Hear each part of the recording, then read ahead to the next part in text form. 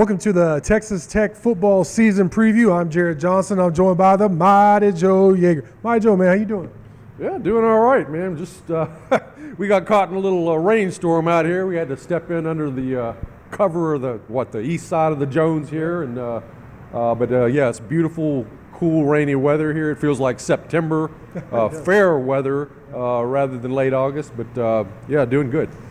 Yeah, and that's one thing is that it's been raining for days. I mean, like heavy rain especially for Lubbock. And we were talking. I think there's a chance for rain in the forecast Saturday night. Yeah, there's supposed to be a chance. So, it could be a late evening if you get those lightning delays and so forth and so on. So, stock up on all your provisions because it could be a long night. We'll just have to see. Now, this is the season preview, but Texas Tech kicks off the season 7 o'clock Central Time Saturday night here at the Jones, just behind us, against Murray State. So, just give us what you're looking for. We did the podcast, but just real quick, what you're looking for in the season opener. Yeah, it's to me, it's less of a matter of what so much the outcome of the game is going to be in terms of does Tech win or do they lose. To me, losing is not an option here. This is an opponent. You're favored by 34 plus points in this thing, and I fully believe that Texas Tech will win by that number or more. Actually, I think more. And I believe that the Texas Tech coaches expect the same thing. Again, they're not even going to publicly say anything remotely like that. Coaches just don't do that for obvious reasons. They don't tell their players that because they don't want them going in complacent or anything like that. You just don't do that. But if you could see inside their heart, they're like, okay, we know we're gonna whip this team. All right. So that being the case, with that kind of out of the way, then what are they really looking for here? Yeah. What's the objective of the game? And I think it's just sort of an internal dynamic. It's like, okay. How does the team improve over the course of the game, for instance? Repetitions mean improvement. Experience means improvement. Coaches will tell you that in any sport. It's the more reps you get, the better you get, right? Mm-hmm. So these guys should be playing better in the third and fourth quarter than they were in the first and the second quarter.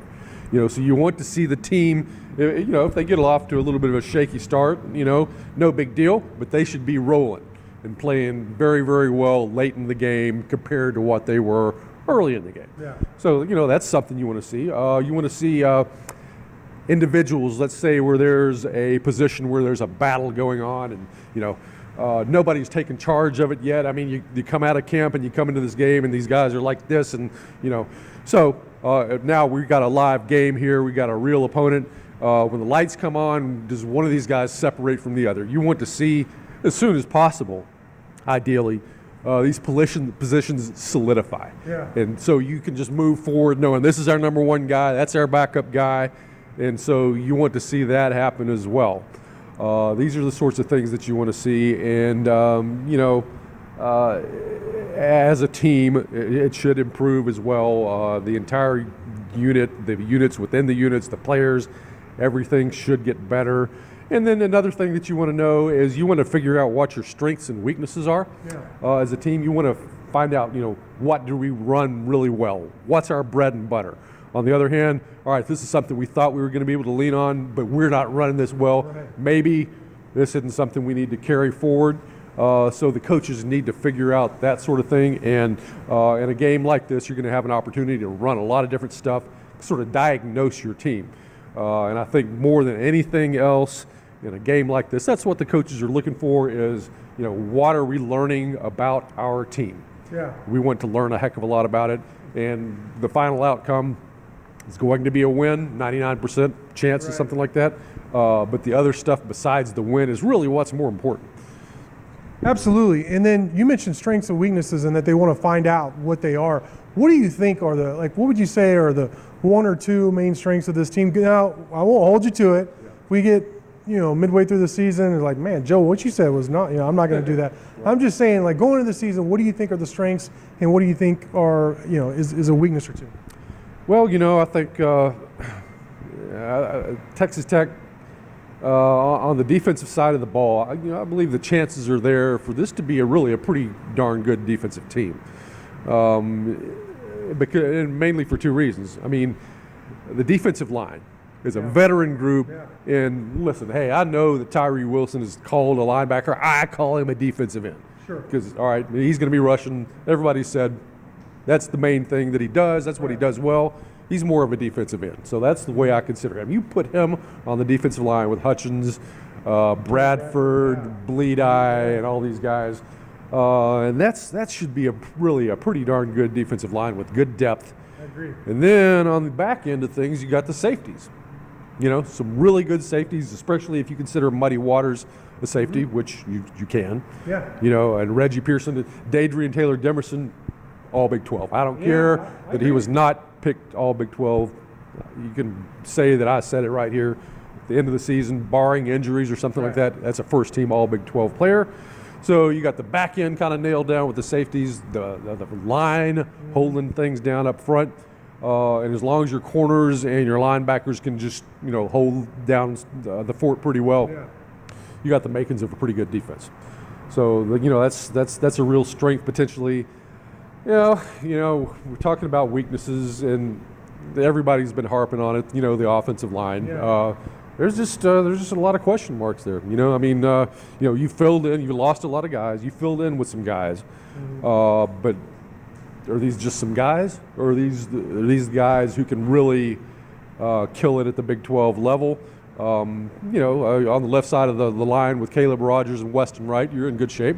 But everything else, and I know you've talked about the new center Wilburn. Yeah, I like and him. you like him, so that's good enough for me. But the right side of the line is it's going to be an issue, and we'll see if they can get that ironed out and solidified, because you don't hide any weaknesses on the offensive line.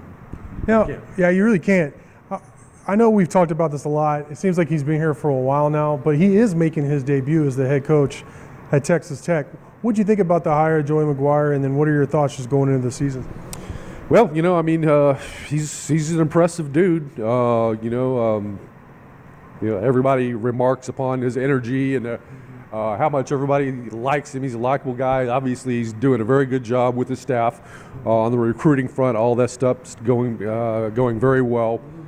But I will also say this: that before it all goes down and the ball starts to be played, people tend to talk a good game, and people tend to be optimistic, and coaches look very impressive, and the future looks grand and glorious.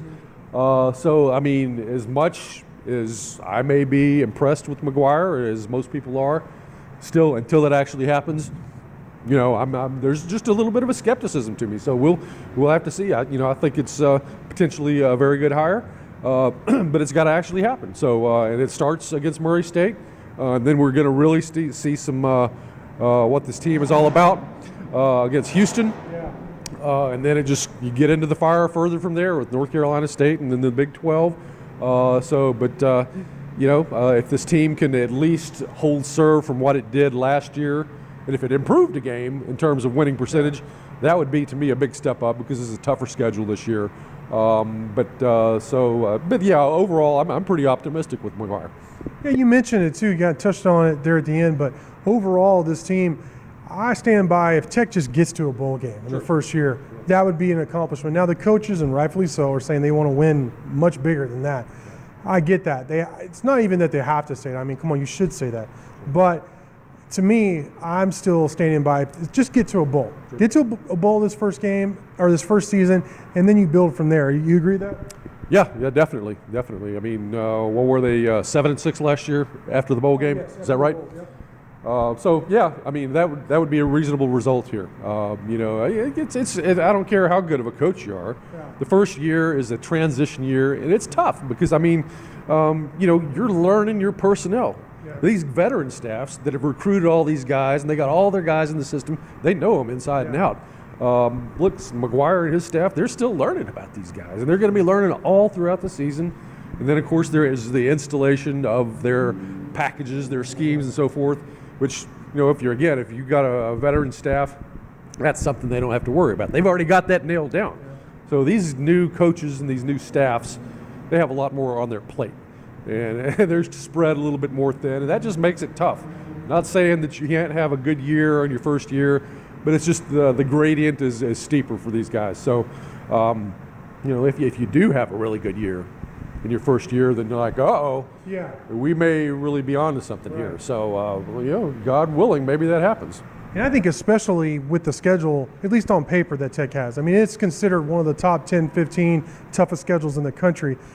Again, you open with Murray State, you should win that game. But then you have Houston, a top 25, preseason top 25 team coming in here. I still think you should win that game, even though they're ranked. But then you go to NC State. That's a tough game. I mean, a road game against a quality opponent.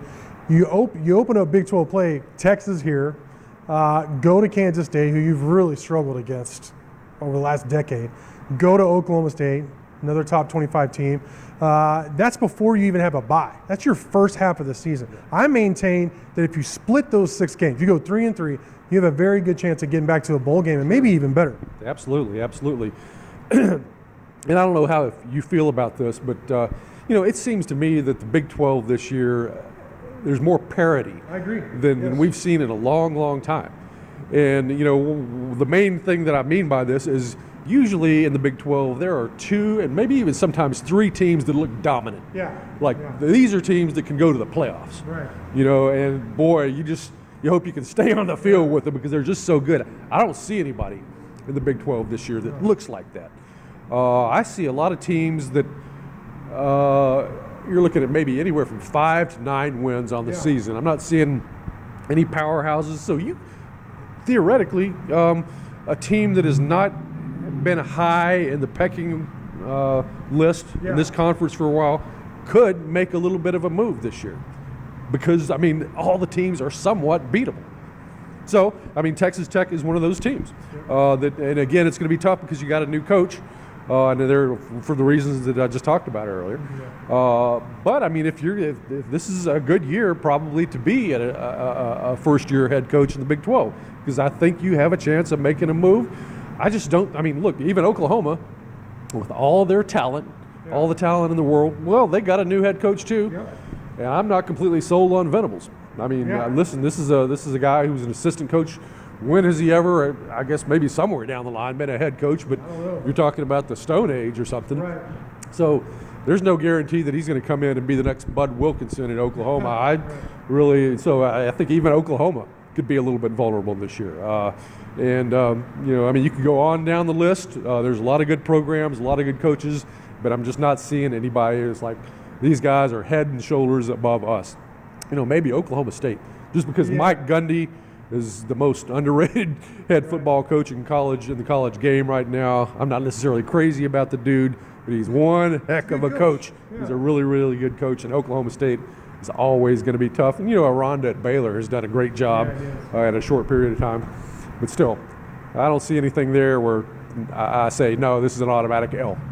Well, I'll hold your feet to the fire then, since we're talking about it. Who is your preseason pick to win the Big 12? I had Oklahoma. That's why I submitted to the Big 12 before Big 12 Media Day, just because of talent. But, the questions are there in terms of Venables. There's a lot of turnover. You look at TCU, obviously, here at Tech. Sure. There's a lot of turnover. Iowa State has questions, not necessarily coaching turnover.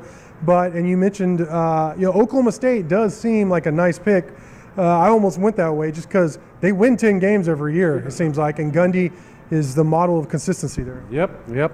I talked them up. I guess I'll go ahead and go with Oklahoma State. But it's the only deal there is if it comes down to Oklahoma and Oklahoma State and Bedlam, then you got to go with Oklahoma. Yep. So they better have a game up on them when they go into that game.